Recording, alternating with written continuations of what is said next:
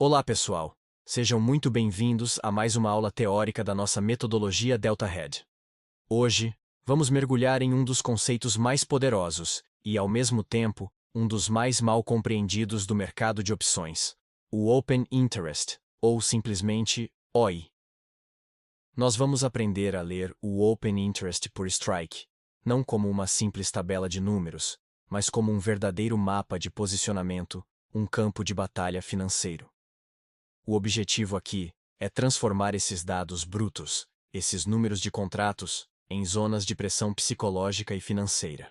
Ao final desta aula, você não vai mais olhar para o gráfico de preços da mesma forma. Você vai enxergar as muralhas, os suportes, as resistências e, principalmente, a intenção dos grandes players. Vamos começar? Primeiro, o conceito fundamental. O que o Open Interest realmente nos diz? Muita gente confunde Open Interest com volume. É um erro crucial. O volume representa as transações que já aconteceram em um dia. É o passado. É a história. O Open Interest, por outro lado, revela as apostas que ainda estão ativas, que ainda estão na mesa.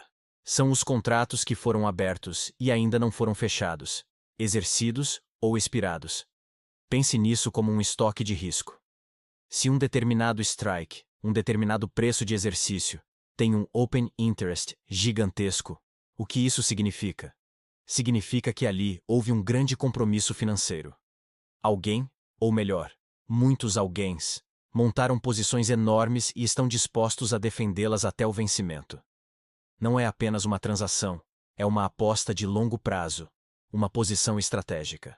E nesse jogo, existem duas forças principais que precisamos entender.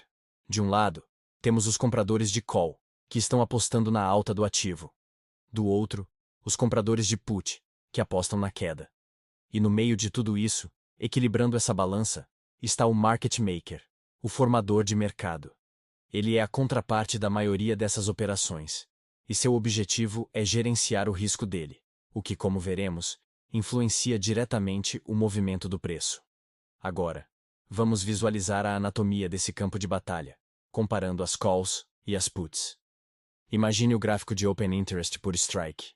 As barras que representam as calls são como grandes colunas ou muros que representam o direito de comprar o ativo a um determinado preço.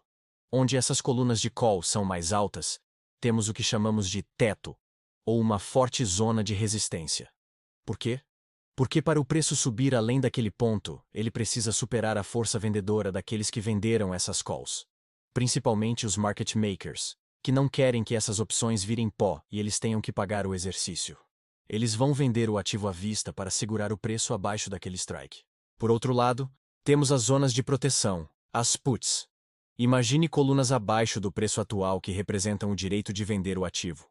Onde essas colunas de put se acumulam, temos um piso, ou uma zona de suporte muito forte. Se o preço cair até ali, os market makers que venderam essas puts têm todo o interesse em fazer o preço subir para que eles não precisem comprar o ativo mais caro no exercício. Eles vão comprar o ativo à vista para empurrar o preço para cima. O grande segredo, no entanto, não é apenas olhar onde tem mais contratos no total. O segredo está no desequilíbrio. Se em um certo strike nós temos, por exemplo, 15.000 contratos de calls em aberto e quase nenhum contrato de put, aquele nível de preço se torna uma barreira de contenção massiva. É um muro de concreto. A probabilidade de o preço passar por ali sem uma briga muito intensa é baixíssima. Dentro desse mapa, existe um ponto que funciona como um verdadeiro ímã para o preço, especialmente conforme o vencimento das opções se aproxima.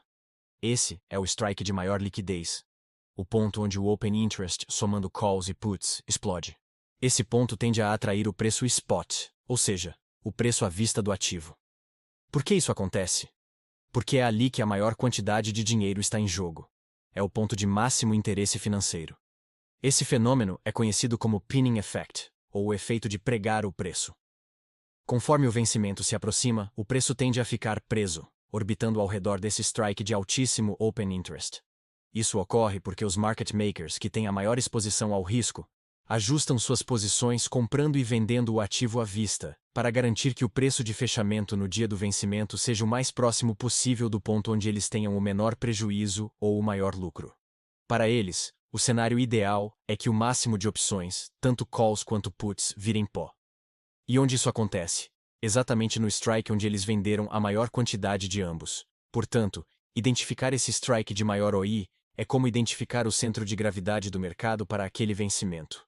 Agora, vamos falar de um conceito um pouco mais avançado, mas fundamental: o Gamma Flip. Entre as grandes zonas de call e as grandes zonas de put, existe uma fronteira invisível, uma linha que separa os dois sentimentos predominantes do mercado. Essa linha é frequentemente chamada de Gamma Flip ou Zero Gamma Level. Entender onde está essa linha é crucial. Quando o preço do ativo está sendo negociado abaixo dessa fronteira, o sentimento geral do mercado é de proteção. As puts dominam o jogo. Nessa região, os dealers e market makers estão short gamma, o que significa que, para se protegerem, eles precisam vender quando o mercado cai e comprar quando o mercado sobe, amplificando a volatilidade. Por isso, abaixo da linha do Gamma Flip, a volatilidade tende a aumentar. Os players estão comprando seguro, em forma de puts, e o mercado fica mais instável. Agora, quando o preço cruza essa fronteira e passa a negociar acima dela, o sentimento muda completamente. Entramos em um território de euforia, de especulação. As calls dominam. Aqui, os market makers estão long gamma. Isso significa que eles compram na queda e vendem na alta, atuando como um amortecedor da volatilidade.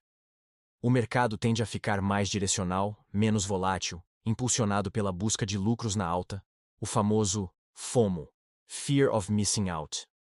Identificar essa transição de sentimento nos dá uma vantagem sobre qual comportamento esperar do preço: um movimento mais errático e volátil, ou um movimento mais estável e direcional. Ok. Mas como aplicamos tudo isso na prática para estimar as possíveis máximas e mínimas do preço? É aqui que o mapa do Open Interest se torna uma ferramenta de trading poderosa. Pense nas grandes colunas de OI como uma cerca de proteção.